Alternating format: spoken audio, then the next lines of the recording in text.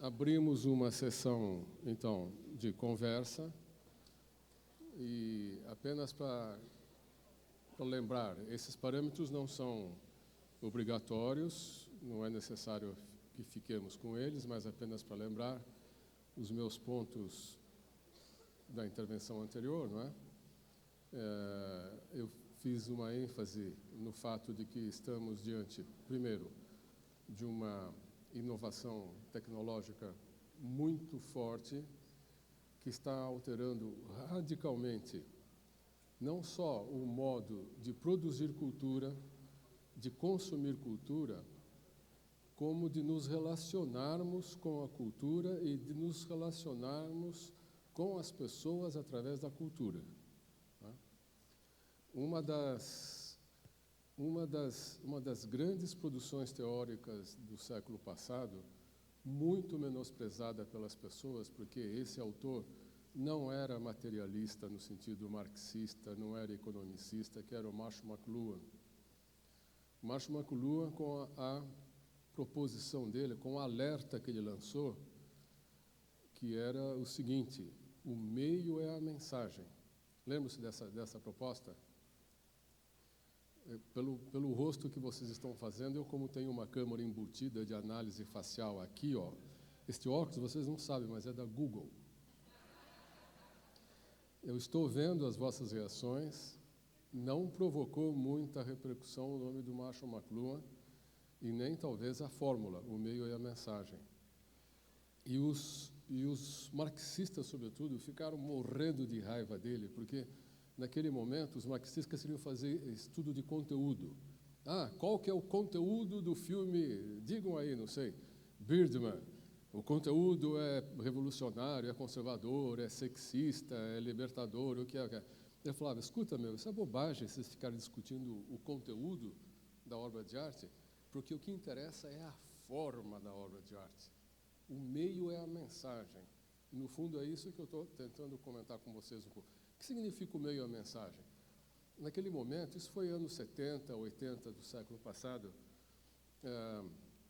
a televisão tendo uma força, um impulso enorme naquele momento, o que o McLuhan dizia é o seguinte, olha, a simples presença da televisão dentro de uma casa muda a família.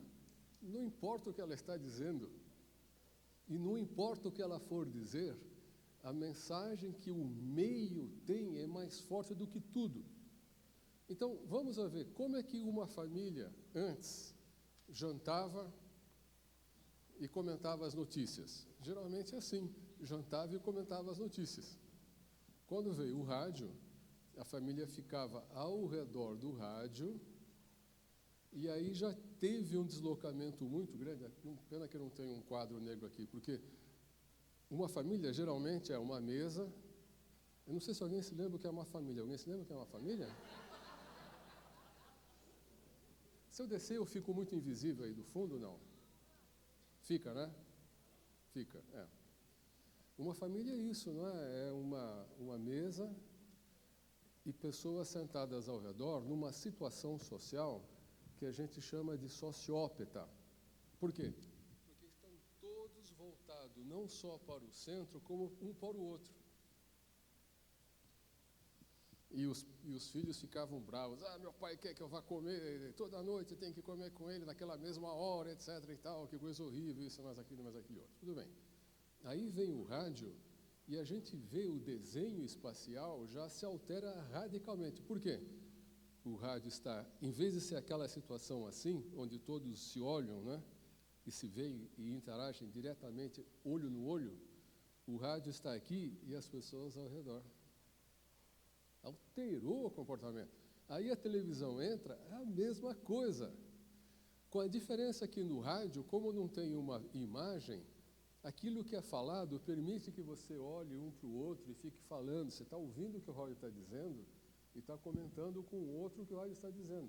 Mas com a imagem aqui, todos têm de olhar para a imagem.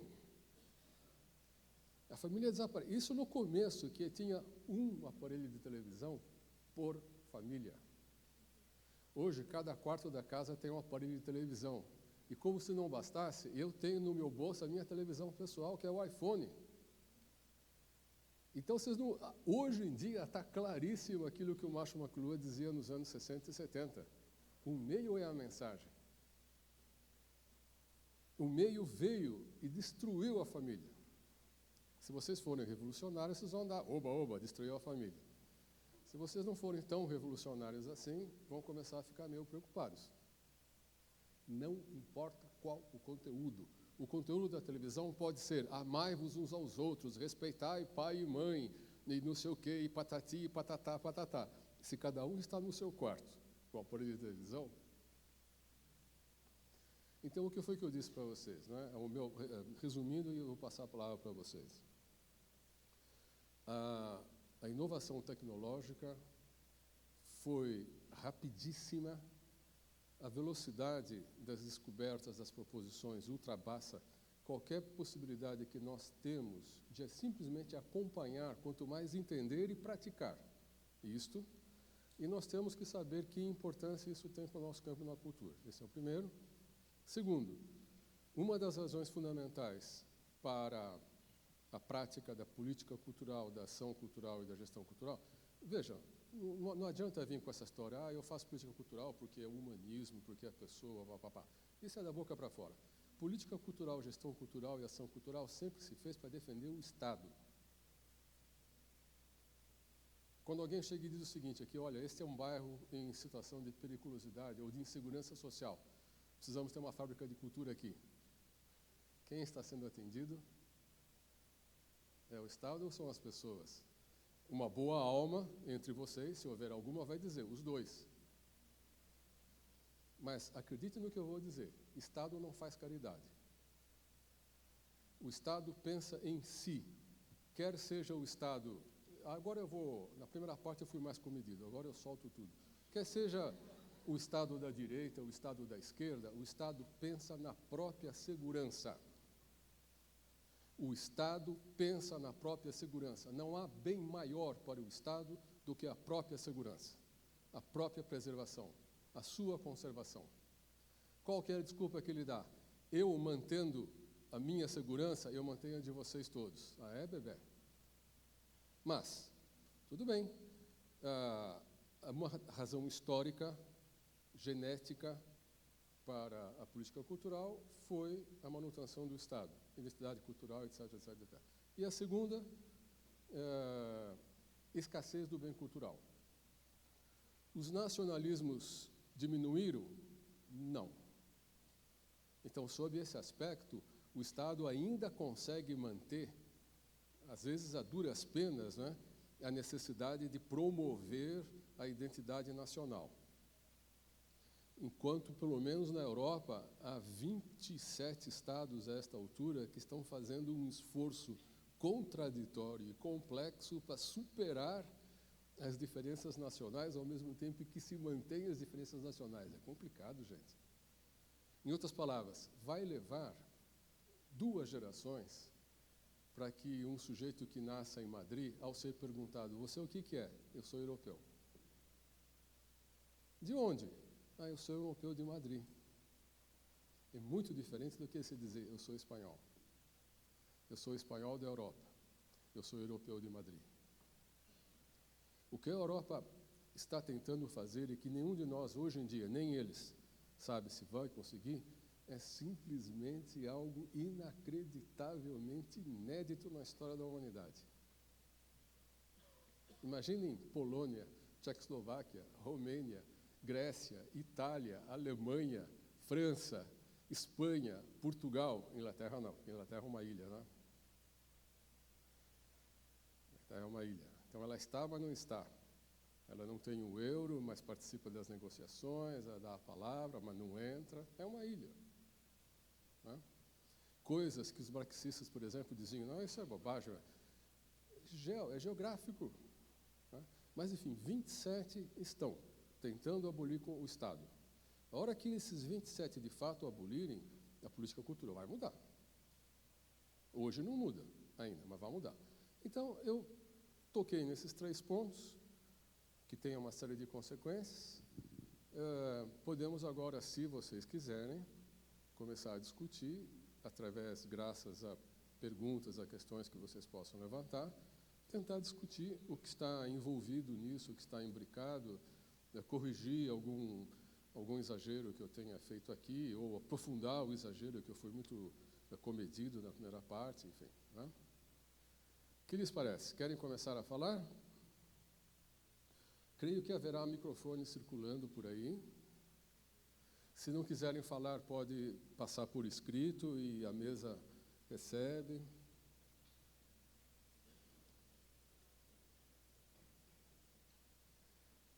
Uma advertência. Se vocês não falarem, falo eu, hein?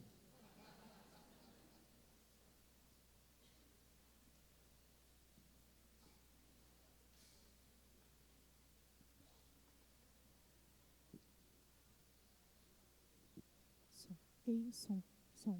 Ei. Olá, professor. Olá. Aqui. Quando eu penso em identidade cultural, é diferente de eu pensar identidade nacional? Deveria ser. Ótimo. Mas os estados fazem uma questão total de que você identifique uma coisa com a outra.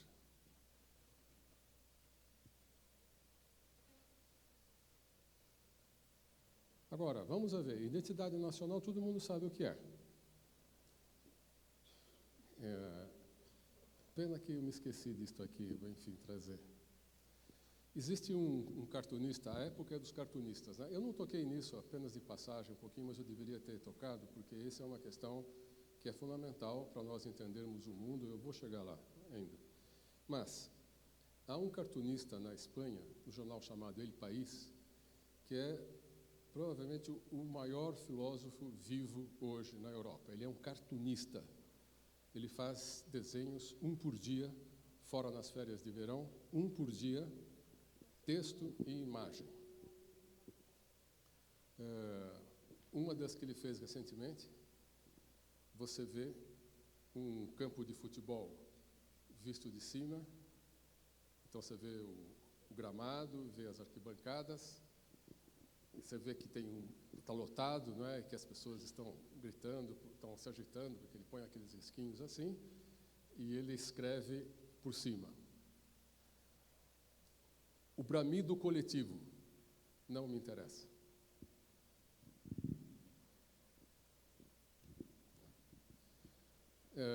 Futebol é identidade cultural. Um ministro, essa é uma questão para vocês, não é para mim resolver. Né? O ministro dos Esportes disse recentemente ao jornal que cercear a presença das torcidas organizadas nos estádios não pode ser feito porque isso é manifestação cultural.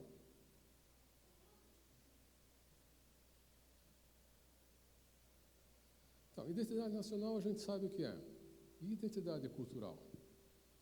Identidade cultural poderia ser, por exemplo, aquela que define um grupo de pessoas que tem a mesma preferência cultural?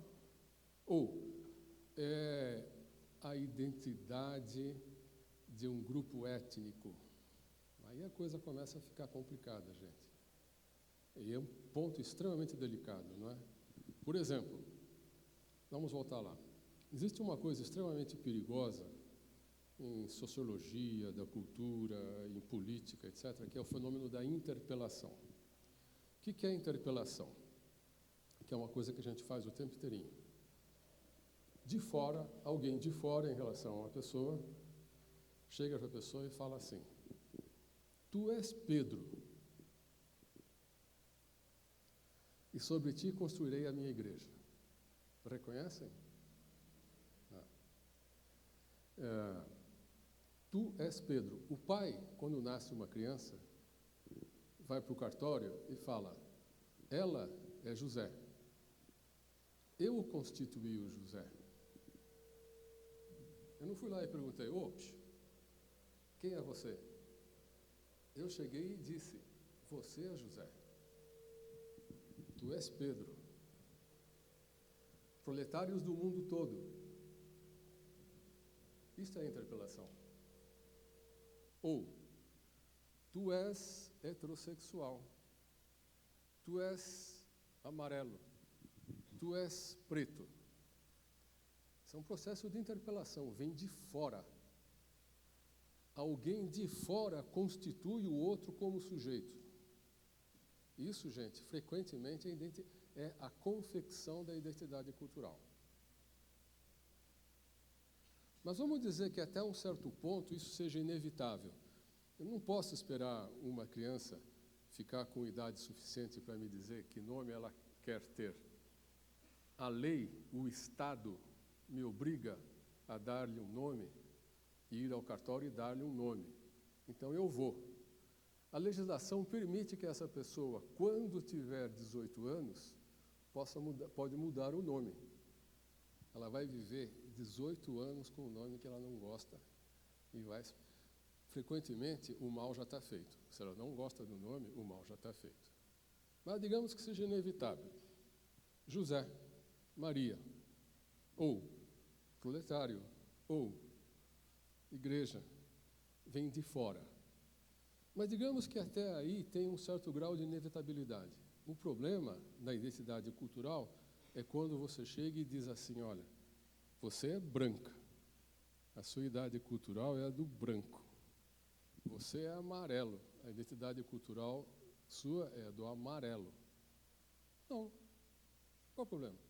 Eu sou amarelo e eu quero a identidade cultural do vermelho. Qual o problema? Não quero amarelo. Ah, você renega a sua cultura? Sim, senhor. Qual o problema? Onde está escrito que eu tenho que ser amarelo? É destino? Então, essa é uma questão para vocês depois, eu acho que ela vai cobrar na próxima aula. Identidade cultural é destino ou é escolha? O Estado não permite que você escolha a sua nacionalidade. Mas será o fim da picada se o Estado não permitir que você escolha também a sua identidade cultural. Ah, eu sou gay. Eu sou cristão. Eu sou judeu. Não, você não pode ser judeu. Você tem que ser católico, ou protestante, ou muçulmano. Ah, então além de eu morar nesse país e você dizer que eu sou desse país, você quer que ainda que eu tenha essa identidade. Então esse é o problema. A identidade cultural não é identidade nacional. E a identidade nacional é muito mais opressiva, porque a palavra é essa. Não adianta você me dizer, porque ninguém nasce gostando de nada. Você aprende, você se conforma culturalmente aos determinados padrões. Essa semana teve nos jornais uma polêmica, não sei se vocês viram, não é? A respeito dos filhos dos pais que herdam a opção futebolística dos pais. E ai do filho que não tiver a mesma opção futebolística dos pais. Você nasceu numa família corintiana, você tem que ser corintiano. Se você não for corintiano, é crime de lesa pátria. É ou não é? É. E às vezes numa família você sabe, o sujeito é São Paulino. Caramba, por que aquele cara foi ser São Paulino? Todo mundo é corintiano, ele foi ser São Paulino. Ele está exercendo o direito de identidade cultural dele. Então, quando me perguntam, o que você é? A mim, eu que estou aqui, não é? Você de onde é? Eu sou do mundo. As pessoas sempre ficam meio irritadas com essa história. Como é do mundo? Escuta, o mundo é isso daqui, gente. É minúsculo. Eu ainda dentro desse negócio que é minúsculo, ainda vou procurar um lugar de pulga para dizer que eu sou daquele lugar de pulga. Eu sou do mundo e eu exijo, sem nenhum sucesso, eu exijo que o mundo inteiro me reconheça como um cidadão do mundo. Eu quero ir na China e quero que me deixem entrar lá. Eu vou à Coreia do Norte e quero que me deixem entrar lá. Eu vou aos Estados Unidos e quero que me deixem entrar lá. Por quê?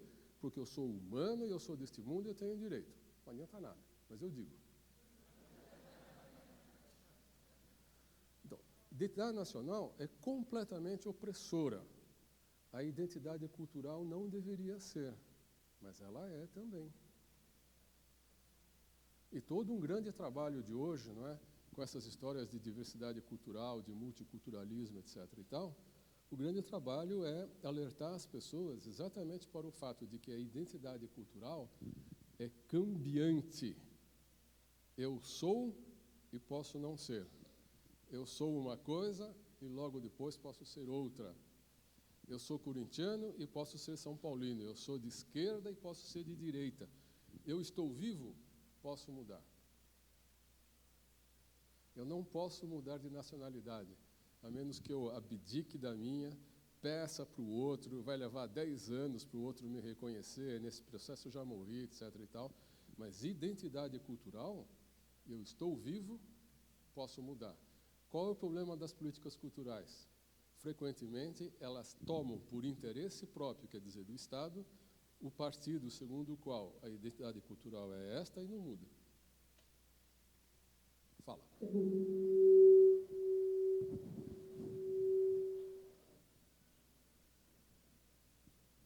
Boa tarde, professor.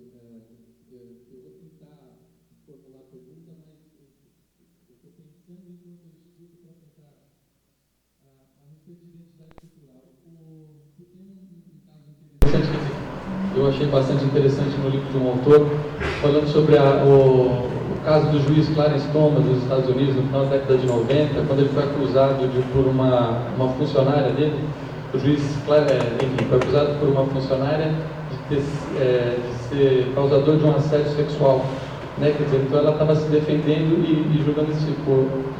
Ele teve uma relação, eu não estou tentando lembrar, mas ele foi indicado, acho que para um cargo pelo presidente o George Bush, talvez para o Supremo e tal, enfim. E no caso eram os dois funcionários, tanto o juiz quanto a funcionária eram negros. E, enfim, aí, a partir dessa questão, né, quer dizer, o autor Aristotle, ele fala sobre a pluralidade de sentidos que existem nas diversas identidades culturais, as quais podem ser trazidas à tona, num caso como esse daí, por exemplo, os conservadores, os mais liberais, a pessoa poderia tomar partido num caso desse, por uma questão racial, ainda que seja só discursiva, né, quer dizer, por fato de ser negro, de ser branco, né, quer dizer, por uma questão racista, digamos, ou racial. Poderia tomar a decisão, ou, quer dizer, optar, tirar algum tipo de juízo dessa situação, se identificando mais, talvez como homem, talvez como mulher, talvez como conservador, talvez como... E sendo que essas próprias identidades, né, no caso desse livro, pelo menos o que eu entendi que esse autor propõe, é do descentramento das identidades culturais, e às vezes até mesmo a própria identidade nacional pode ser trazida à tona num determinado, uma conversa, num debate, como alguma questão cultural, quer dizer, mas ele diz sobre o descentramento dessas entidades e o próprio centro dessas identidades, que também são bombardeados e são sempre afinados milimetricamente, assim, né, que eles começam a se... E tem um outro autor que fala a respeito, que agora o senhor comentou sobre a diversidade, e ele fala sobre a diversidade, que na verdade é uma figura que deve existir dentro e depois da diferenciação cultural. Mas sobre esse aspecto, quer dizer, as identidades, elas de certa maneira se formam fora da gente. Eu posso me identificar como A, como B, como C, como homem, como heterossexual, como me sinto, sei lá, proletário ou não, dependendo do trabalho que eu faço. Mas eu não sei qual a perspectiva, mas quer dizer, como lidar com essa história, porque aquilo que eu filtro e que eu considero uma identidade cultural, ela vai passar pela minha emoção e vai claro, pelo meu raciocínio, e vai se cristalizar em mim. Apesar dela ser extremamente dinâmica, dela ter essa possibilidade de ser dinâmica, quer dizer, como lidar com essa situação, na verdade, ou pensando em termos de identidade cultural, com a dinâmica que ela possui, quer dizer, de mudança, e como tratá-la, porque na verdade ela se forma dentro da nossa observação também, né? Quer dizer, eu digo, ser homem hoje é uma coisa que seguramente é diferente daquilo que foi ser homem no iluminismo, e talvez, né, quer dizer, ser humano, talvez, e todo esse tempo. Quer dizer, como lidar com essa rapidez de plurissignificados e de rompimentos nesses próprios significados dessas chamadas identidades culturais. É uma questão muito boa e, obviamente, muito difícil de nós colocarmos, né? Eu vou primeiro pegar um gancho de uma questão que você falou e até sugerir, se o filme estiver passando ainda, vocês poderiam vê-lo, pegar um gancho quando você mencionou que ser homem hoje é seguramente muito diferente de ser um homem até no século XIX. Não sei se viram um filme chamado Mr. Turner. Passou por aqui já? Está passando? Mr. Turner é um filme inglês sobre o William Turner, que foi o pintor que, na verdade, inventou o impressionismo muito antes do Monet. O Monet foi para a Inglaterra para acompanhar toda a evolução que o Turner tinha feito. E, no entanto, ficou o nome do Monet como inventor do impressionismo e não o Turner. Mas tudo bem. Turner, provavelmente, certamente o maior pintor inglês do século XIX, um dos maiores do século XIX de todo o mundo, então, supostamente, né, uma grande pessoa. A empregada estava passando na sala dele e a empregada ficava de costas porque ia limpar a lareira. O que vocês acham que ele fazia? Levantava a saia e tchau, meu.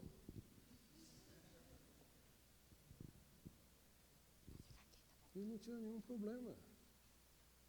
Você falou em acoso sexual e não sei mais o quê, não é? Praticamente se esperava que isto acontecesse, e isto acontecia, esse é o papel do homem. E qual é o papel da mulher? E esse filme do Mike Leigh é muito bom, e ele é muito perturbador, porque o Mike Leigh é o diretor, não é? Porque o desgraçado do diretor, na hora daquilo que nós chamaríamos de estupro, ele coloca a câmera no rosto da mulher, da criada, e a mulher está com o rosto de prazer. Caramba, a plateia não sabe o que fazer nessa hora. Muda muito. Nenhum de nós hoje trabalha com o conceito de homem nesse sentido, que estava em vigor no século XIX. Por que nós trabalhamos com outras coisas do século XIX ainda? Veja só, esse é um problema nosso. Nesse sentido, nós nos atualizamos. Ninguém faria... E se alguém fizer uma coisa dessa, primeiro será objeto de repúdio total. E a mulher não se comportaria como se comportou a criada. Mudou. Né? Bom, por que nós não mudamos o resto? Agora, a primeira parte da sua questão, então, a questão da identidade cultural. Como fazer com isso? Né? Eu entendo que sem lidar, tanto quanto possível, e eu sei que isso é impossível na prática na maior parte das vezes, tanto quanto possível, procuro evitar as noções de identidade cultural, de identidade, não sei mais o quê, porque isso aí é um cipoal, é um lodaçal do qual ninguém escapa intacto. Não é? Então, um sociólogo mais da escola básica aqui chegaria para vocês e dizia assim, nós temos que trabalhar a identidade cultural. Eu nunca diria isso. Eu diria que a nossa função em cultura é criar as condições para que a pessoa se descubra. Claro que aqui entre nós, falando bem baixinho, ninguém está ouvindo, claro que ela vai se descobrir na identidade cultural, mas eu não quero que ela se descubra na identidade cultural, porque isso é um horror. Eu quero que ela se descubra como pessoa. O que você é? Se é que a pessoa precisa descobrir. Porque às vezes cria-se um drama nisso, porque você tem que saber quem você é. Mas escuta, eu acho que eu sei quem eu sou. Qual é o problema? Não tenho muito problema. Não, você não sabe quem você é. Vai ser você que vai me dizer? É interpelação? Você é reacionário, você é revolucionário, você é chavista, você é não sei o quê, você é não sei o quê. Que é isso? Nós temos que nos guardar, nós temos que evitar de criar falsos problemas. E muito frequentemente, a questão da identidade cultural que se coloca numa situação de cultura é uma falsa questão. Mas digamos que não seja. Digamos que, de fato, alguém, por exemplo, tem um problema com a sexualidade e precisa e gostaria de assumir uma coisa que não sabe como assumir, mas será que ela tem que assumir mesmo? E eu posso chegar para ele e falar, ó, assuma? Ou eu tenho que chegar para ele e falar, não, assuma? Bom, nós teríamos que criar em cultura, o que eu entendo por ação cultural, é a criação das condições para que as pessoas se descubram a si como sujeito, a si mesmo. Nós temos que evitar que nós assumamos o papel do interpelador cultural. Tu és, tu és, tu és, tu és, farás, gostarás, votarás, votarás. É muito delicado, não é? Como é que a maior parte de nós formou isto que nós chamamos de nossa personalidade? Muito provavelmente sozinhos. Lendo, indo ao cinema, tentando pensar, cada vez menos a gente tem condições de pensar. A situação de cultura poderia ser um lugar para a reflexão. Então, por exemplo, eu estava falando para vocês do filme, não é? O filme, gente, há um grande pensador da cultura, marxista, feroz, ferrenho, que é o Eric Hobsbawm. Um escritor fabuloso, um fino apreciador de cultura, não é? E o Eric Hobsbawm comentou que o cinema era a evolução natural das artes. Então, ele acreditava que as artes passavam por um processo de evolução e que o cinema representava um estágio mais avançado das artes visuais, não das artes sonoras, das artes visuais. Se o cinema é a evolução das artes visuais, e se hoje um filme como, por exemplo, o Sniper Americano, não é, tem de renda já, nos primeiros dias, 300 milhões de dólares, o que significa, a grosso modo, vamos ver, que 30 milhões de pessoas assistiram o filme, enquanto que 30 milhões de pessoas levam 3 anos para passar pelo Louvre, e 30 milhões de pessoas viram em uma semana o filme Sniper Americano, o Louvre recebe 10 milhões de pessoas por ano. O Louvre precisa de 3 anos para que 30 milhões de pessoas passem por ele. E quando esses 30 milhões de pessoas passarem pelo Louvre, você tem uma grande chance de dizer que desses 30 milhões, 29 milhões e 500 mil pessoas vão ver a Mona Lisa. Mas você não sabe quantas outras obras de arte elas viram, ao passo que 30 milhões de pessoas viram em 2 semanas o Sniper Americano. Como que eu, como pessoa de cultura, posso ignorar isto? Eu não posso. Se o Eric Hobsbawm, um escritor marxista, me disse que o cinema representa um passo adiante nas artes visuais, eu tenho que lidar com isso. Muito bom. Aí a gente está assistindo o filme Mr. Turner, que é um pintor, e ele é pego nesse filme já numa idade mais ou menos avançada, fim da vida, talvez os últimos 10 ou 15 anos da vida dele, está gordo, balofo, velho, meio babão, e tem uma cena em que a empregada está limpando a lareira, vira de costas para ele, fica um pouquinho na lareira, ele vem, pum! A câmera muda, que a câmera está pegando também ele de costas. Então a câmera mostra ele chegando perto da criada, levantando o vestido da criada, e você imagina o que está acontecendo. Aí a câmera se desloca e mostra o rosto da criada. E a criada está experimentando o prazer. Quantas pessoas numa sala de cinema perceberam esta passagem? Que dura, na tela, provavelmente 15 segundos. Quantas pessoas? Vamos supor que o maldito sujeito que está sentado na tela de cinema, naquele exato momento, pegou o celular do bolso para ver alguma coisa. Eu, se fosse diretor da sala de cinema, com um fuzil, eu chamava o Sniper Americano e falava, você fica no palco, todo mundo que pegar o celular, pá, pá. Acerte no celular ou na cabeça, tanto faz a mim, é indiferente. Digamos que a pessoa não viu esses 15 segundos.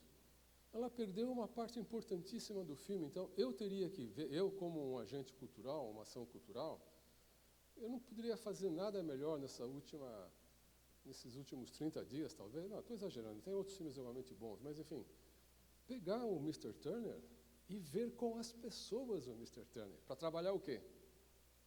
Eu tenho medo de falar essa palavra, porque ela gruda na gente e nos leva para o inferno. Identidade cultural, etc, etc, etc. Mas é isso, quer dizer, nós deveríamos trabalhar em cultura para criar as condições para que as pessoas reflitam sobre a sua interioridade e se assumam, não é? É bem possível que no estado de massificação em que a gente esteja, nem todas as pessoas vão poder fazer esse processo sem um empurrãozinho de fora, que são vocês. Olha, tá vendo? Tá vendo? Viu aquilo? Viu aquele outro? Você nem precisa dizer muita coisa, você nem precisa ser explícito ao ponto de falar. Você viu isto? Viu? Viu? Não sei se eu respondi muito, mas comentei um pouco a sua intervenção, né?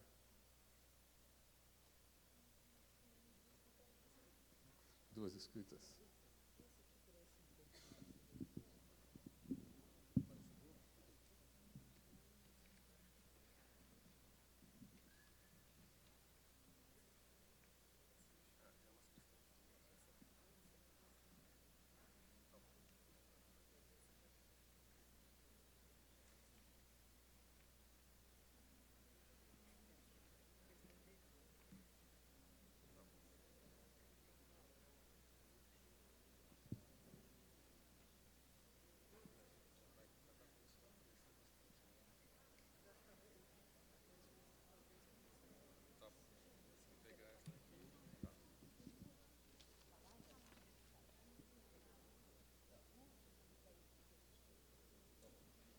Então, parece que tem uma intervenção oral. Pergunta? Pode perguntar? Pode? Pode? Oi, professor. Boa tarde. Não. Mais alto? Tá bom. O senhor comentou rapidamente a história do laboratório que reproduz as imagens, né, as obras fielmente, enfim. E eu fiquei pensando na internet, como que essa reprodução se dá e democraticamente, num certo sentido, né? Todo mundo pode pegar obras de outras pessoas e trabalhar do jeito que entende e colocar na internet. E aí, na verdade, não é nenhuma pergunta. Queria saber do senhor essa questão de autoria, né? Que na internet se dilui, se dilui, e num certo sentido, ela potencializa as pessoas para que elas se tornem autoras, mas, ao mesmo tempo, podem levar por um caminho que esvazia essa produção. Uhum. Olha, é uma boa pergunta porque permite que a gente comece a ser,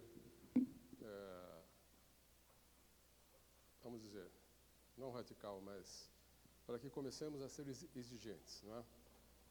O que é autoria?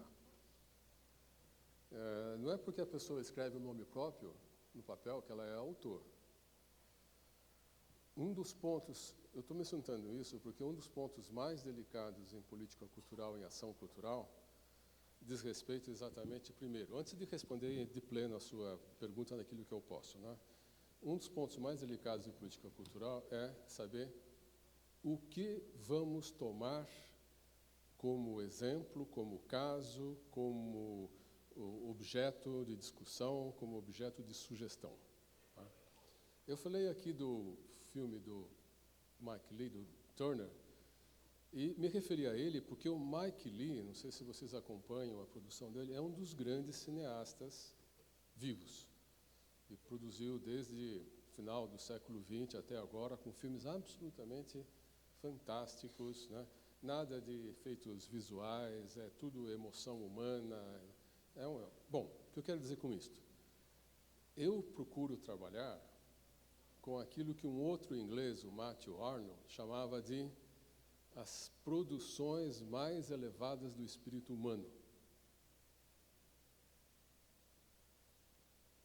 e aqui vai ficar perigoso o terreno, mas eu não vou trabalhar com as produções mais baixas. Claro que alguém vai perguntar, o que é mais alto e o que é mais baixo?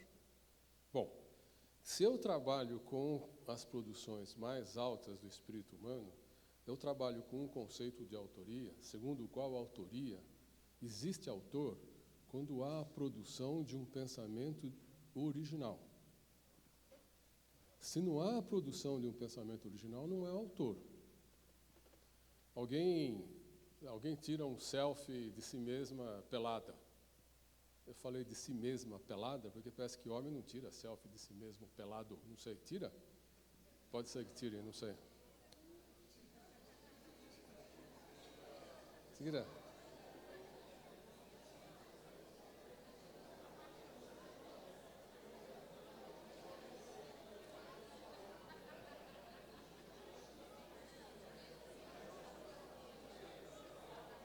Eu acho que eu preciso ver mais internet, estou desatualizado.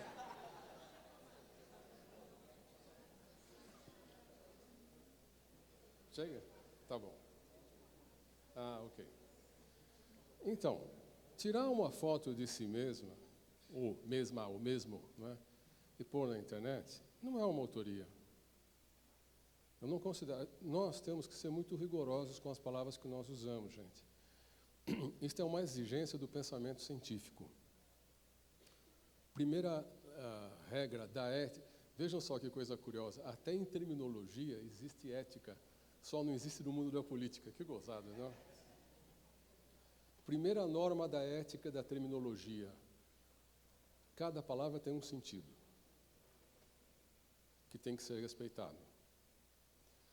Cada palavra designa uma coisa. Se mudar a coisa, muda a palavra. Se mudar a palavra, muda a coisa. Então, autoria é uma palavra muito pesada, dentro do contexto da cultura. Eu não me preocupo muito se na internet alguém rouba. Claro, posso me preocupar, se for o caso que eu dei, que é radical, uma fotografia de alguém pelado, mas também eu fico perguntando, por que alguém vai tirar uma foto de si mesma pelada e botar na internet e depois reclamar que pegaram, que vazaram? Ora, francamente, não é? Francamente, tudo bem, você tem o direito de não ser, enfim, de cair na boca de todo mundo, mas, francamente, não é? Gente, todos nós temos um alto grau de responsabilidade com aquilo que nós mesmos fazemos, caramba.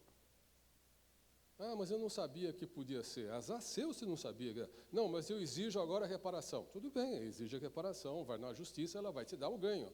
Mas por que você deu origem a isso? Ah, não, você está dizendo que a vítima é a culpada. Eu não estou dizendo que a vítima é a culpada, esse é o fim da picada. Estou dizendo que cada um tem responsabilidade. Então, autoria é uma palavra difícil, pesada, né, e que a gente tem que ter cuidado com usa, porque em política cultural, em ação cultural, as palavras têm um sentido tão pesado quanto tem em ciência. É a imprecisão com que nós usamos as palavras que causa desse grande confusão em cultura, que é um campo onde cada um acha que tem o que dizer e tem o direito de dizer qualquer coisa. Ninguém vai discutir com um engenheiro se a ponte fica em pé, se tiver mais cimento ou menos cimento. Mas todo mundo acha que pode chegar aqui e discutir qualquer coisa de cultura. Pode? Pode ou não pode? Ih, agora é complicado, né? Não é democracia? Como é que fica? E não é cultura? Poder pode, do ponto de vista do gosto. Eu gosto ou não gosto. Mas não pode se você não usar os termos corretos. A cultura não é um magma, um geleia geral, gente. Eu não sei quantos de vocês... bom, não importa. Num determinado momento da minha vida na universidade, eu fui desafiado pela universidade para chegar de novo ao ponto onde você quer, que eu acho que é importante. Fui desafiado pela universidade. Eu propus para a universidade que deveria haver a disciplina de ação cultural, de política cultural, etc, etc, etc. O que foi que a universidade me respondeu? Só se você provar que política cultural ou ação cultural é uma disciplina científica. Tá bom. O que é uma disciplina científica? Uma disciplina científica é um conjunto ordenado de conceitos com sentido próprio e relações específicas de conexão. Eu escrevi um dicionário de política cultural para mostrar para a universidade que sim, que existe um conjunto de conceitos específicos próprios, com sentido particular e regras de associação. A universidade criou a cadeira. Então, agora eu não posso aqui chegar e dizer que qualquer coisa é qualquer coisa, né? Então, autoria é uma palavra complicada. Muito bem. Eu posso me apropriar, não sei se é por aí que você queria ir, se não for você me diz, né? Eu posso me apropriar daquilo que aparece na internet? Bem, um movimento muito claro em artes, nesse período chamado pós-moderno, que é o nosso, que nós estamos atravessando, né, consiste na apropriação.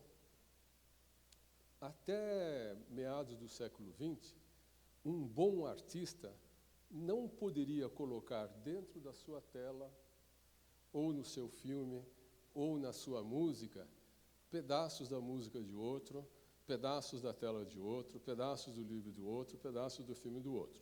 Ou, se ele punha, havia uma certa quantidade máxima que isso poderia ser feito. Em outras palavras, se exigia que você fosse original, quase que num sentido vertical da palavra. Tem que ser muito original.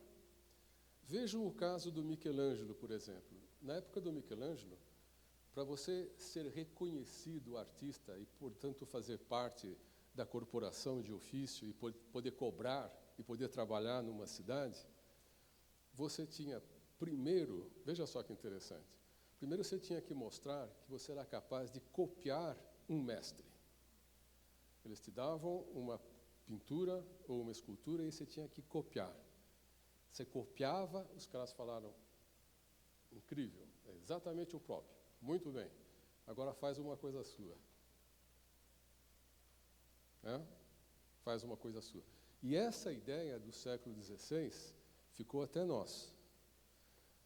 Na metade do século XX para cá, a chamada apropriação, que é pegar os elementos do outro e colocar na própria obra, às vezes dizendo, às vezes não dizendo, passou a ser um procedimento aceito. É a chamada apropriação. Hoje em dia, gente, tem artistas especializados em fazer igualzinho aquilo que um artista do passado fazia.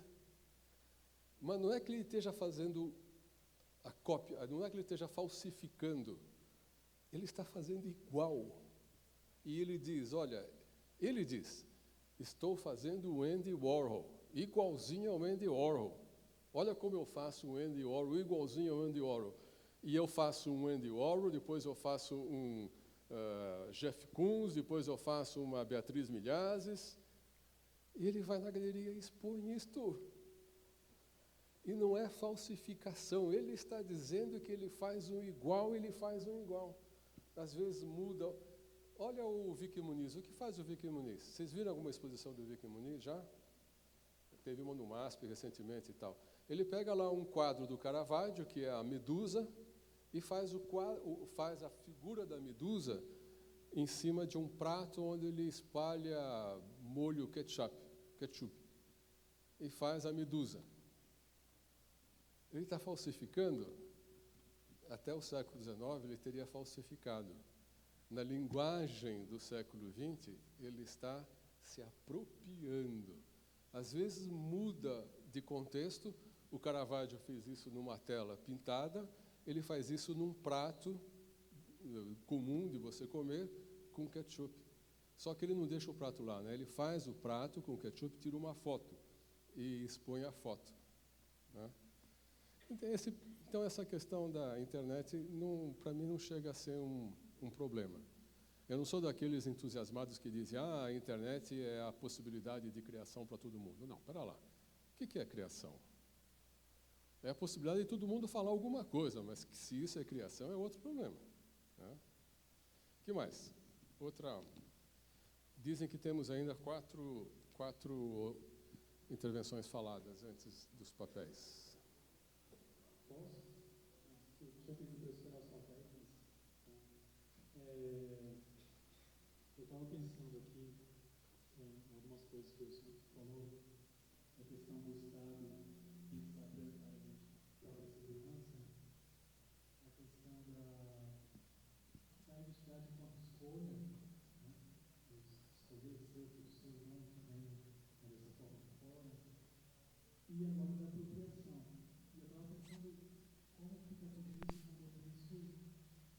e relações mais explicitamente interétnicas.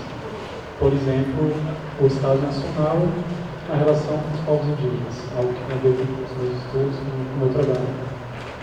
E aí eu queria, enfim, te ouvir um pouco sobre isso, como é que se há algum intensificador para algum lado ou para alguma coisa, né? Se há alguma diferenciação disso tudo que a gente falou, a questão da apropriação, a questão da escolha da identidade, quando a gente vai pensar numa outra cultura e nessa relação de uma sociedade dominante com minorias. E mais especificamente, se der tempo também, algo com que eu tenho me deparado nos trabalhos, pensando a língua, a própria língua como algo que faz parte dessa construção, invenção ou afirmação de culturas,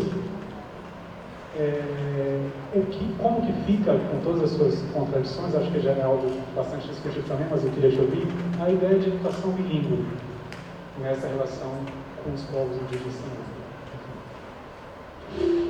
Escuta, ninguém avisou vocês antes de começar que vocês não podiam fazer perguntas difíceis? Oh, você não combinou com eles? É mais caro assim, hein? Com essas perguntas.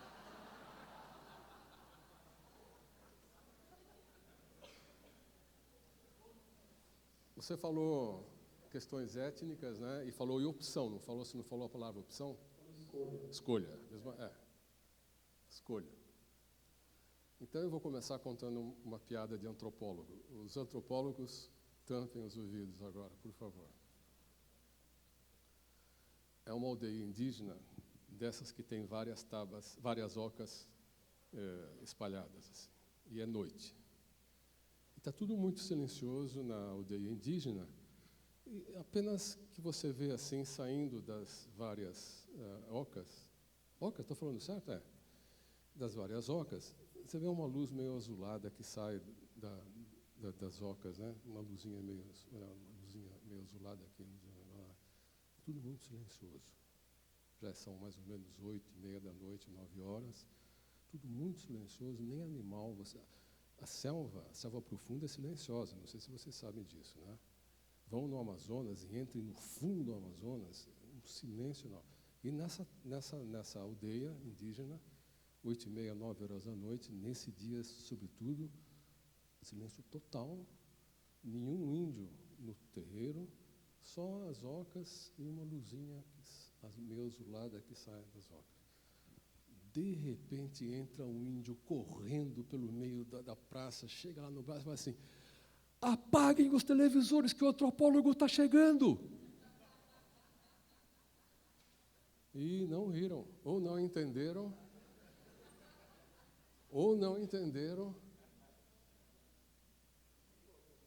Traduz essa piada. Vamos traduzir essa piada. Antropólogo, tampa os ouvidos, por favor. É uma piada, não é a sério, é só uma piada para esquentar o ambiente. Antropólogo, pela piada, mas essa piada é uma piada que se conta na USP, não é uma piada que se conta no bar. Antropólogo adora chegar e dizer assim, ó, tu és indígena, e esta é a tua identidade cultural, da qual não faz parte a televisão. Mas você colocou a palavra complicada aí, que é a escolha. E se eu for um indígena e eu escolher, primeiro, ver televisão, segundo, usar roupa, terceiro, comprar roupas na Zara, quarto, falar português e inglês, quinto, ir morar no Belenzinho ou no Jardim América, sexto, traficar droga ou comprar um helicóptero. Tu és índio e tu tens que manter tua identidade cultural.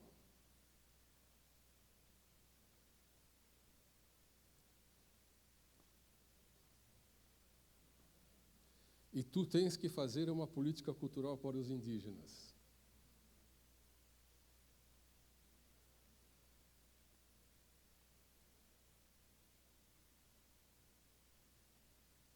Como sair disso, gente?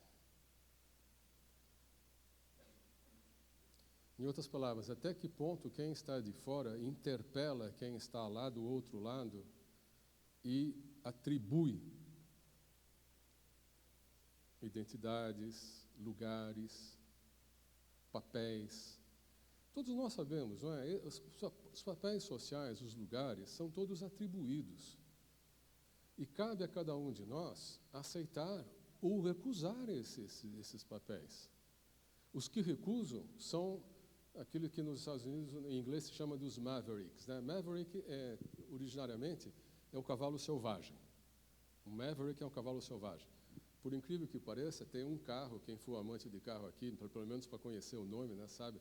Tem um carro chamado Maverick, que é um dos carros mais famosos dos Estados Unidos. Mas Maverick é o cavalo selvagem. Ele não fica junto com os outros cavalos, ele recusa a domesticação, ele corre solto. Então, o papel social é uma interpelação da sociedade. Cabe a quem está sendo interpelado dizer, sim, eu aceito. Qual é o meu lugar? Ah, sim, vou lá, sim, senhor, claro. Ou dizer, não, não quero. Não quero. Eu corro solto. Eu corro solto.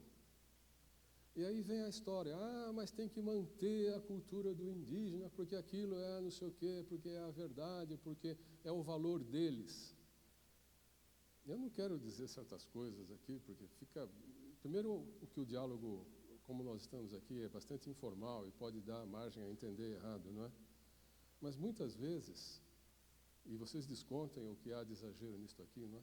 Muitas vezes se impõem sacrifícios monumentais a grupos de pessoas, não vou nem dizer grupos sociais ou o que for, se impõem sacrifícios monumentais a grupos de pessoas em nome de valores culturais, cujo benefício, digamos assim, não está demonstrado. Então você está dizendo que é para exterminar os índios. Eu não disse nada disso. Por favor. Então a FUNAI não é para existir? Por isso que eu falei, é uma questão ultra complicada, mas no fundo da sua questão está esse problema que é fundamental no ser humano, né? A escolha. Aí a língua. Então a língua que você mencionou, a educação bilíngue, né? Como fica, como não fica. Primeiro, eu vou começar pelo fim. Eu sou totalmente a favor da educação bilíngue, trilíngue, quadrilíngue, quantas línguas for. Né? Eu falando isso, eu vou revelar um pouco a minha idade, mas vocês esqueçam rapidamente. Né? Antes do golpe militar, os colégios, quer dizer, ensino médio, ensinavam para a gente português, latim, inglês e francês. Eu aprendi tudo isso no colégio, sei até hoje. Latim. Aí os militares chegaram e proibiram o conhecimento, o ensino de línguas estrangeiras. Por quê? Conhecer línguas estrangeiras é conhecer outra realidade. Conhecer outra realidade é um perigo. Portanto, fim. Eu acho que eu não preciso dizer mais. Alguém poderia me perguntar, mas que língua então hoje ensinar? Ensinar latim? Não, hoje eu não vou chegar a esse ponto de ensinar latim. Basta ensinar inglês, por exemplo, que é a língua predominante no mundo. Se os chineses aprendem inglês, por que o brasileiro não pode aprender inglês? O Chile faz a educação de todos os seus alunos em espanhol e em inglês. O Brasil, como ele é diferente, né, ele faz toda a educação dos seus alunos em português e espanhol.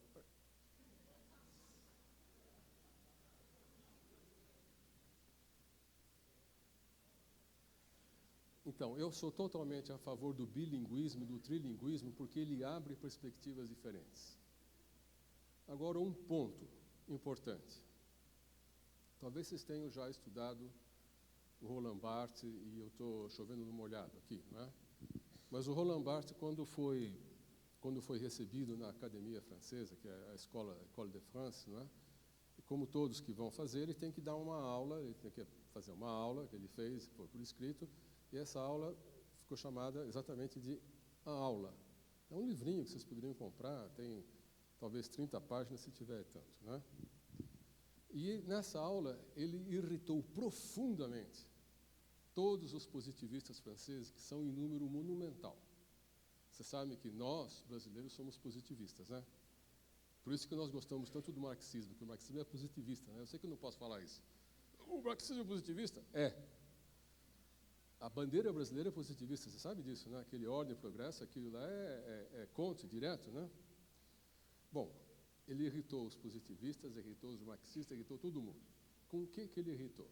Ele irritou com o seguinte, olha, a língua é o maior instrumento de opressão do ser humano.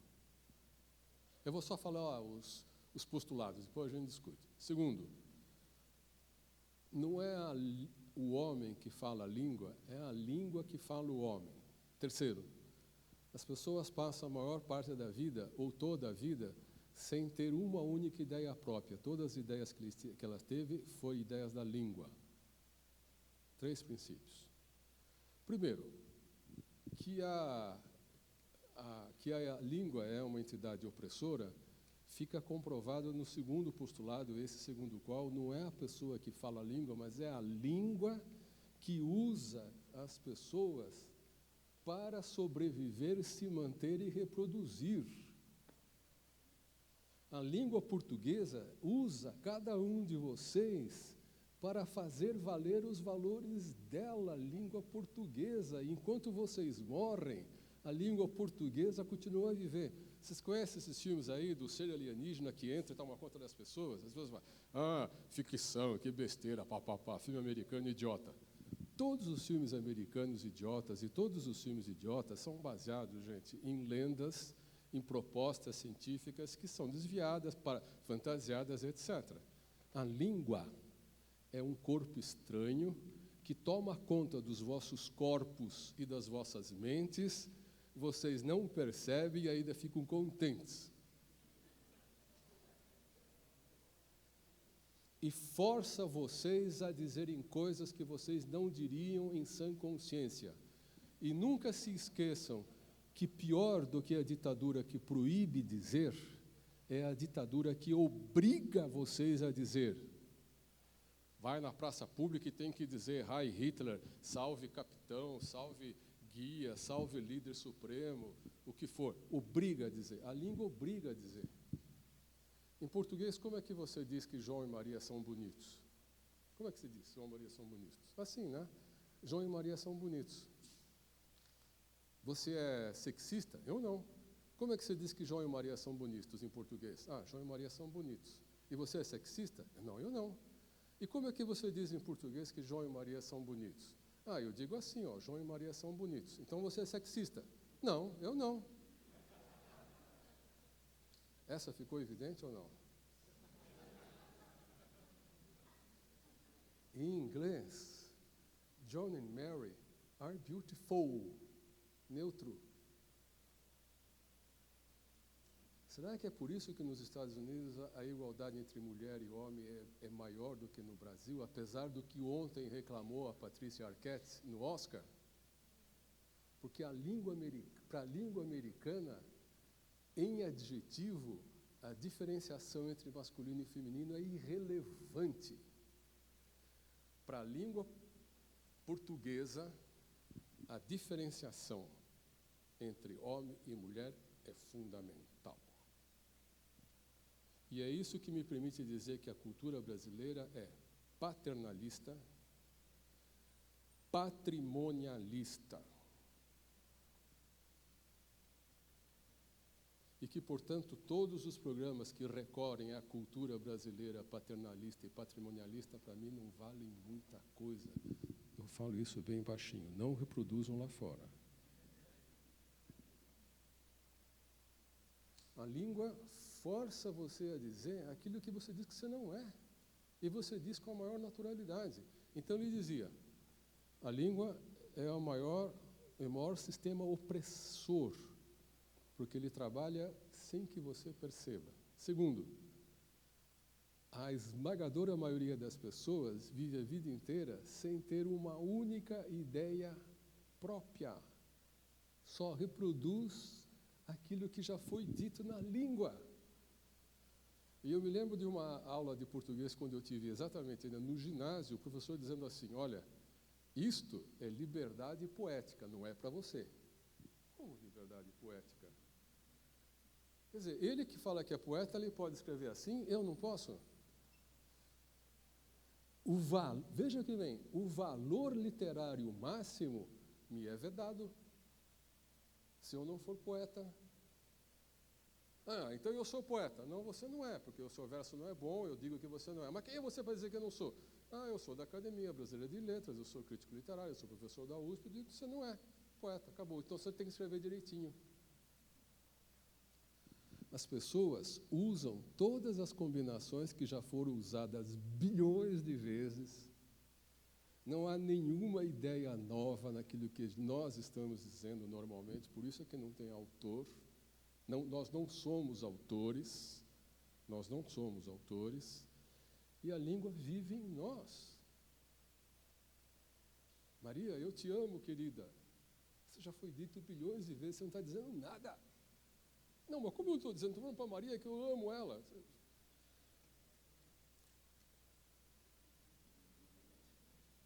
Você não está dizendo nada. É difícil de entender, não é? Como que eu olho para Maria e falo, eu gosto de você, querida? Eu não estou dizendo nada? Você não está dizendo nada. Você está atualizando o código. Você está dando vida para um código que antecedeu a você. Quando é que você pode se apossar do código? Quando você violentar a língua. E quando é que você violenta a língua? Geralmente quando você é poeta, quando você é escritor, James Joyce, o Guimarães Rosa, que criava palavras que não existem, não é? Aí todo mundo fica embasbacado, oh, que lindo, ele criou uma palavra que não existe. Ele pode, você não. Como ele pode e eu não? Mas por que ele pode e você não? Porque se cada um de vocês for criar uma palavra que não existe, essa fila não vai se comunicar com a outra, a outra com a outra, a outra com a outra. Quem é que paga o pato? O Estado. E o Estado não quer pagar esse pato. Então, ele obriga que vocês vão à escola e falem uma língua só, que tem uma regra só. Porque com essa língua que fala uma regra só, todo mundo se comunica e o Estado impera. Todas as línguas. Todas as línguas. Todas as línguas. O que varia é que algumas línguas não fazem as discriminações que, por exemplo, em português, em italiano, em francês, existem. O francês também faz a diferença entre masculino e feminino. Né? Então, volta atrás. O que eu faço com uma comunidade indígena? Não, você tem que falar Guarani. Ele nunca vai poder falar português, nem inglês, espanhol. Por quê? Porque está fora do código dele? Não, ou ele pode ser bilíngue. É complicado, né, gente? Muito complicado. E, infelizmente, nós não estamos no campo da matemática que chega uma hora que a demonstração cai ali, ó, pá! Caiu, acabou, mostrei, está provado, não tem como.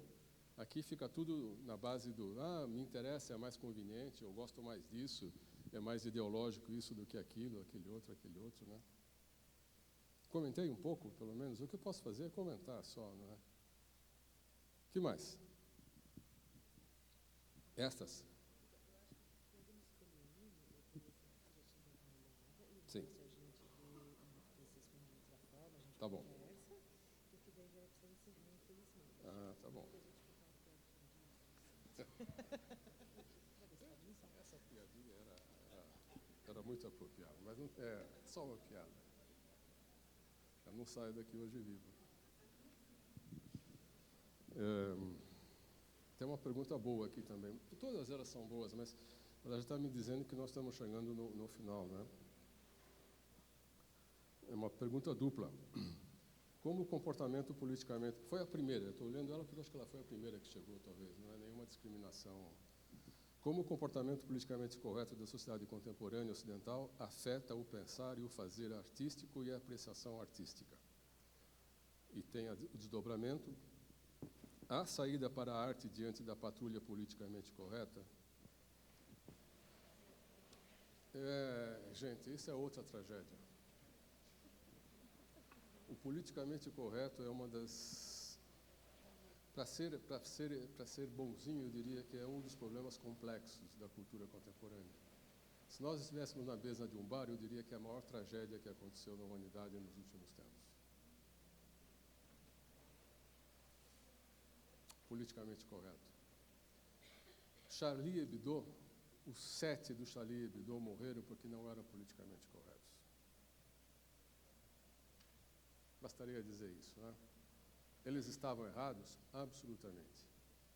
E isso me permite voltar atrás, porque nós estamos hoje, em termos de cultura, isso ficou claro a partir do dia 7 de janeiro, nós estamos num momento de possível virada do pensamento ocidental. Qual que é o pensamento ocidental? Existe isso? Existe e é muito claro. O pensamento ocidental é aquele que saiu da Revolução Americana e da Revolução Francesa no século XVIII. Saiu do Iluminismo, que foi para os Estados Unidos, deu a Revolução Americana primeiro, e a Revolução Americana serviu de espelho para a Revolução Francesa, pegar as próprias origens e fazer a Revolução Francesa.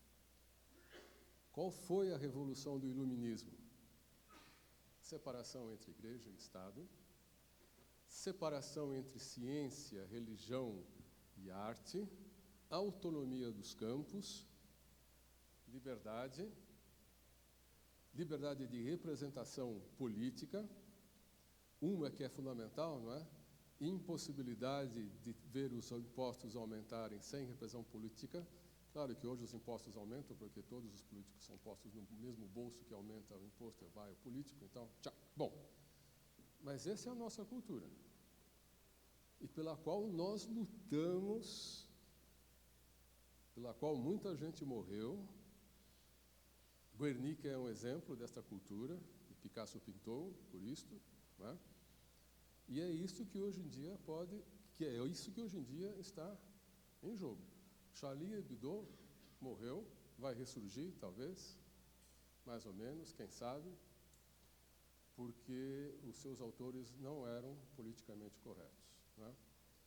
Qual foi a vantagem do politicamente correto? Chamar a atenção para a desigualdade. Até aí, tudo bem. Qual é o ponto seguinte que é discutível? É forçar que determinadas coisas sejam ditas ou feitas em virtude do politicamente correto. Eu vi essa semana um exemplo no jornal inglês, o Guardian, que é esse mesmo jornal que publicou as revelações do Snowden, não é? Do Edward Snowden, da vigilância do SNA sobre o mundo inteiro, não só sobre os Estados Unidos, né? O Guardian publicou uma matéria feita por uma jornalista deles, dizendo o seguinte, a jornalista dizia o seguinte: olha, nós ainda vemos no mundo que os brancos se casam com os brancos, os pretos com os pretos, os amarelos com os amarelos, os vermelhos com os vermelhos. E isso é exemplo de que a pluralidade cultural não está, não foi implementada. E eu fiquei perguntando, então, conclua, querida. O que você quer concluir com isto? Você está querendo concluir, por acaso, que mais pretos devem se casar com mais... E ela se concluiu, qual é a conclusão, qual era o ponto de partida dela, né? Casa-se dentro das raças, porque as pessoas reconhecem da raça o ponto que é familiar. Grande descoberta. Agora, conclua, querida. O que você quer dizer com isso? Que o amarelo tem que casar com o branco, e ele não pode casar com o amarelo, porque se ele casar com o amarelo, ele vai estar mostrando racismo? Nós estamos chegando nesse ponto, gente. É uma matéria de capa do Guardian, que é o equivalente à Folha de São Paulo na Inglaterra. Ah, mas ela não pode investigar sobre isso? Pode. Mas é uma clara demonstração de que está faltando mais alguma coisa para ela falar, e foi falar disso, né? A desigualdade no casamento é sinônimo de que o racismo continua. Será? Onde entram os pontos que ela mesma levanta, que é o da familiaridade. Eu estou mais familiarizado com esses traços, eu reconheço esses traços. Não, mas você deveria ser capaz também de reconhecer os traços, os mesmos traços de beleza, na outra raça. E se eu não reconhecer? Então, o politicamente correto é, de fato, um grande problema. Aquilo que surgiu para ser uma solução, virou um problema. Hoje ele é mais parte do problema do que da solução. E é uma grande delicadeza lidar com esse tema em política cultural, em ação cultural. A saída para a arte diante da patrulha politicamente correta, veja, o politicamente correto é sempre um fato de cultura. E aqui entra um outro ponto importante que eu faço muita questão de frisar sempre, não é? Arte não é cultura. A cultura está aqui e a arte está aqui. A arte só é um modo da cultura na concepção clássica da antropologia, segundo a qual a dança, a música, a língua, mas também o direito, a comida, papapá, são formas culturais. Em antropologia cultural clássica, de manual de universidade, tudo bem. Em política cultural não é assim. A arte está aqui e a cultura está aqui. Por quê? Porque os valores da cultura não são os valores da arte. Ou melhor dizendo, os valores da arte ainda são diferentes dos valores da cultura. Quando a arte, se ela se dobrar ao politicamente correto, assumir todos os mesmos valores da cultura, não haverá mais arte. O que você quer dizer com isso? Ok, eu digo o seguinte, a cultura acolhe, recebe, agasalha, te faz sentir bem. Você está em Nova York e, como você é um bom brasileiro, você está com saudade de caipirinha e feijoada. Então você vai na Rua 46 e na Rua 45 e está cheio de lojas com bandeira do Brasil na vitrine, e você entra ali e eles te dão uma caipirinha e te dão um feijão. E você se sente bem, estou em casa.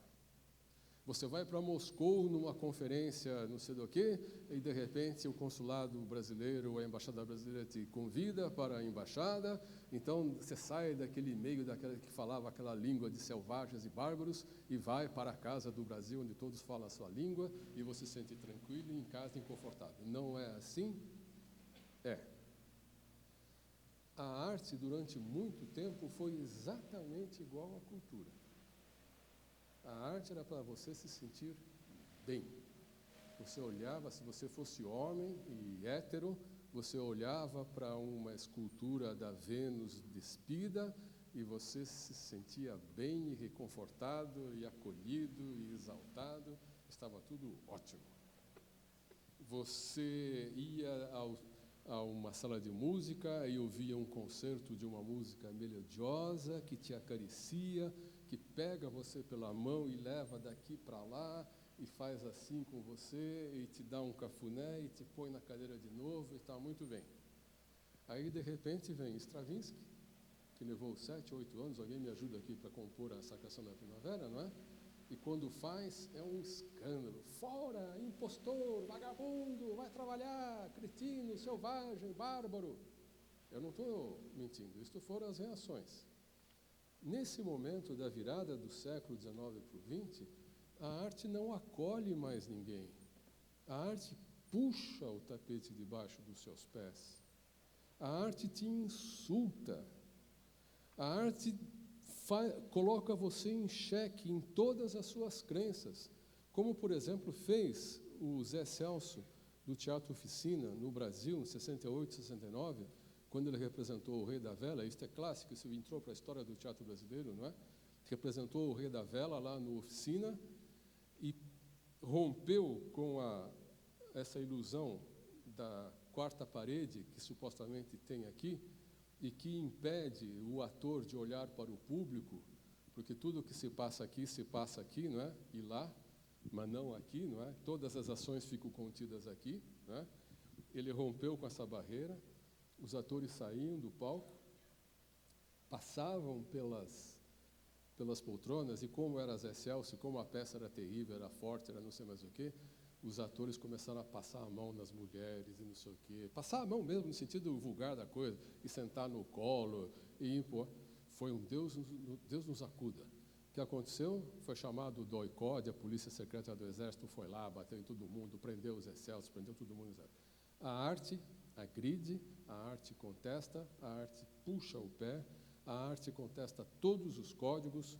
Você não pode cometer o erro de identificar a arte com a cultura. A arte que se identifica com cultura é cultura. Qual é o seu valor? Aí você tem que saber qual é o seu valor. O meu valor é a cultura. Se o seu valor é a cultura, você sabe o que você tem que apoiar. Se o seu valor é a arte, é outra coisa. Então, a arte, ela vai, a saída para a arte diante da patrulha politicamente correta, o que ela tem que fazer? Ignorar a cultura. Mas se ela ignora a cultura, como fica como fica o incentivo fiscal? Eu não tenho que pedir incentivo fiscal para a arte no Ministério da Cultura? Esse é o problema. O Ministério da Cultura, para você ter incentivo fiscal, exige as contrapartidas sociais, não exige? E a contrapartida social, então, geralmente é feita com a comunidade, né? Tem que fazer com a comunidade. Mas e se a arte agredir a comunidade? Aí não vai ter incentivo fiscal? Como fica? Isso quer dizer que deveria ter o Ministério das Artes e o Ministério da Cultura? Sim, é a coisa mais óbvia. Na Inglaterra existe um Conselho das Artes, Arts Council, não é o Ministério da Cultura, é o Arts Council. Quem decide as coisas de arte são as pessoas do Conselho das Artes, não as pessoas do Conselho da Cultura. Por quê? Porque as pessoas de cultura geralmente não entendem o que é arte. Hoje, no século XX e no século XXI. No século XVIII não tinha muita diferença.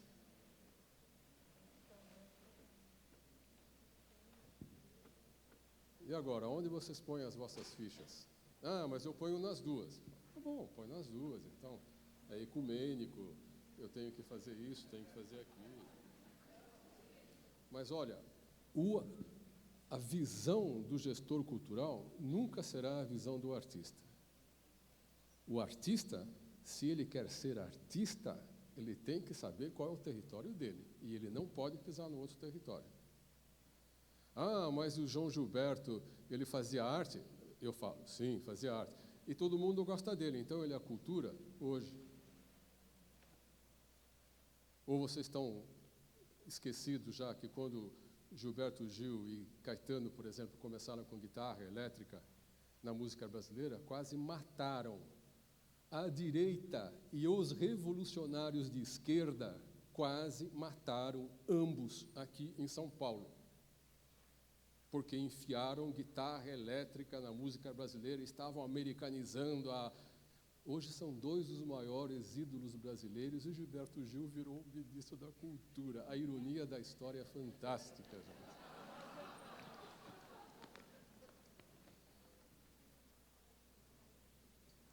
João Gilberto é jazz. João Gilberto, Tom Jobim é jazz. E não era assim tão clara e evidente a opção por João Gilberto. Quando o Tom Jobim fazia aquelas músicas, e quando o Caetano fez, e quando o Gil fez, aquilo era totalmente arte. Hoje virou cultura. O que você tem que fazer hoje em arte para se distinguir, para se afastar da cultura? Você precisa saber isso.